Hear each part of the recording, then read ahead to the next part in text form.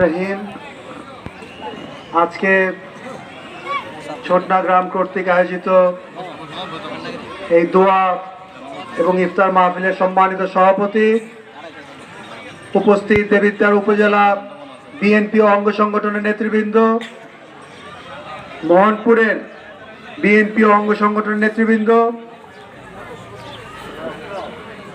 এখানে উপস্থিত আমার সামনে ছোটনা গ্রামের বিএনপির এবং অঙ্গ সংগঠনের নেতৃবৃন্দ, মুরব্বিয়ান এবং ভাইয়েরা, আসসালামু আলাইকুম। ওয়ালাইকুম সালাম।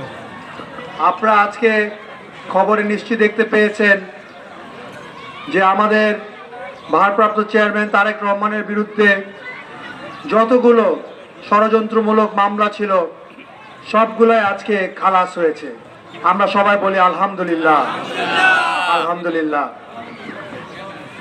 আমরা এই দিনের অপেক্ষায় ছিলাম। বিগত 17 বছর ধরে আমরা যে নির্যাতনের মুখরিত হয়েছি, এই ফ্যাসিবাদ আওয়ামী সরকারের মাধ্যমে, এটা আসলে কোনো তুলনা হয়নি। কোনো অন্য কোনো দেশে এরকম নির্যাতন কোনো স্বৈরাচারী সরকার করেনি।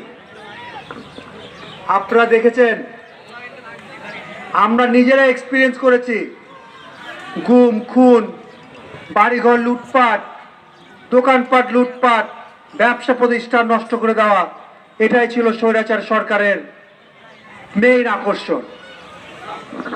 আমরা যে এটার থেকে 5ই অগাস্টের পর বেঁচে আসতে পেরেছি, এটার জন্য আল্লাহর কাছে আমরা অনেক শুকরিয়া আলহামদুলিল্লাহ জানাই। আলহামদুলিল্লাহ। আমাদের প্রাণপ্রিয় নেতা আলহাজ ইঞ্জিনিয়ার মঞ্জুর হাসান মুন্সি এই 17 বছর যেইভাবে নির্যাতনের শিকার হয়েছিল, যদি আপনারা তার পাশে না থাকতেন তাহলে সে কিন্তু এটা সয়ে নিতে পারতো না। আপনাদের দোয়া এবং ভালোবাসার কারণে এখনো আলহাজ ইঞ্জিনিয়ার মঞ্জুর হাসান মুন্সি আপনাদের পাশে আছে, যেভাবে ছিল এবং ভবিষ্যতেও থাকবে।